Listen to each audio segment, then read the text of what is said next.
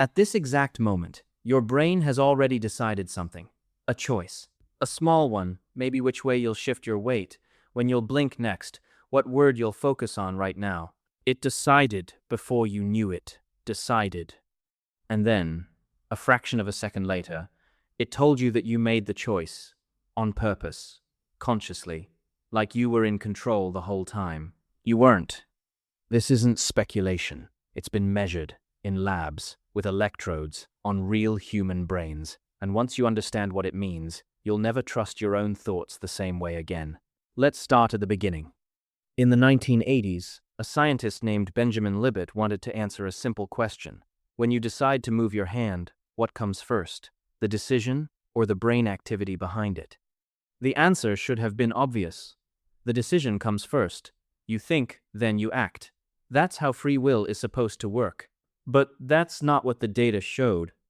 Libet found that the brain begins preparing for a movement up to half a second before a person becomes consciously aware they've decided to move. Half a second. That might sound small.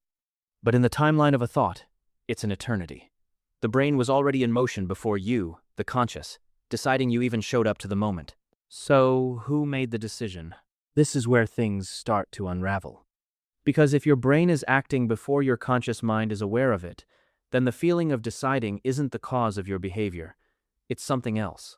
A signal, a notification, a story your brain tells you after the fact to explain what it already did.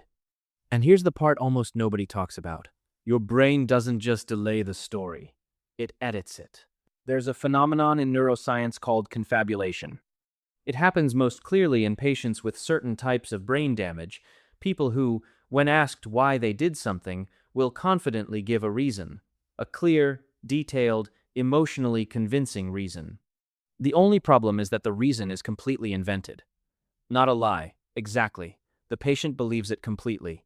Their brain manufactured an explanation, on the spot, seamlessly, with no sign of doubt. Now, here's the unsettling part. This isn't a glitch limited to brain-damaged patients. It's just easier to catch in them.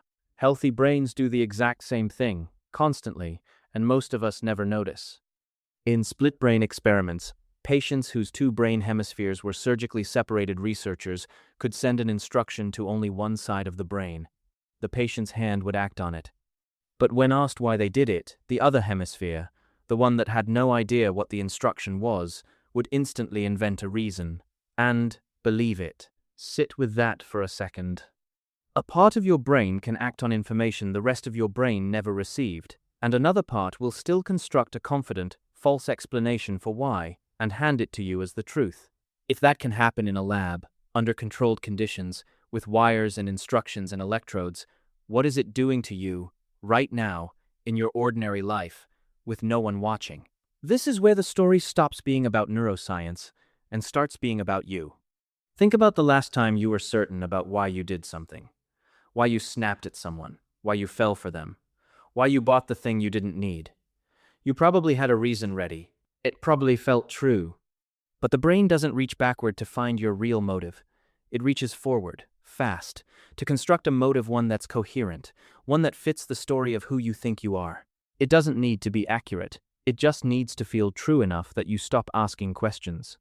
This is the part that should bother you, because it means the version of yourself you trust the most, the narrator inside your head, the one explaining your choices, your beliefs, your personality, isn't a reliable witness. It's a press secretary. Its job isn't to report the truth. Its job is to keep the story moving and keep you calm. But then something stranger happens. Something that goes even deeper. This narrating process isn't occasional. It's constant. Every emotion you feel gets a reason attached to it almost instantly, whether or not that reason is the real cause. Psychologists have shown this directly manipulates someone's physiological state without them knowing, and their brain will still generate an emotional explanation that feels completely authentic. Adrenaline without a known cause gets relabeled as attraction, anxiety, anger, whatever fits the situation in front of them. Your brain isn't reporting your internal state, it's interpreting it, guessing, filling gaps, and it does this so smoothly, so instantly, that the seams are invisible. You were never given direct access to your own machinery. You were only ever given the press release. And this is where it gets darker. If the explanations your brain gives you aren't reliable, how much of your personality is something you actually chose? How many of your beliefs are conclusions you reasoned your way to, and how many are just stories assembled after the fact to make sense of actions your brain had already taken? Maybe you didn't fall in love and then explain why. Maybe your body responded first and love was the label that arrived afterward, dressed up as the cause. Maybe you didn't form a belief through careful thought. Maybe you reacted instinctively, and your mind built a philosophy around the reaction so it wouldn't feel random. This isn't really about neurons and split-second timing anymore. This is about the unsettling possibility that the you, who feels like the author of your life, might actually be its biographer, writing the story after the events have already happened, smoothing over the gaps, filling them with confidence, and quietly hiding the seams so well that even you can't see them. We like to imagine the mind as a single, unified self, a clear voice in the control room making decisions, weighing options, choosing freely. But the evidence keeps pointing somewhere else, toward a brain that acts first and explains later. A narrator that doesn't lie on purpose, because it doesn't know it's lying. A self that is, in part, a story your own mind tells you about you convincingly enough that you've never thought to question the author. So, the next time you're certain about why you did something, why you feel a certain way, why you believe what you believe, it's worth pausing, not because the feeling is fake, but because the explanation attached to it might have arrived after the decision was already made, dressed up to look like the cause.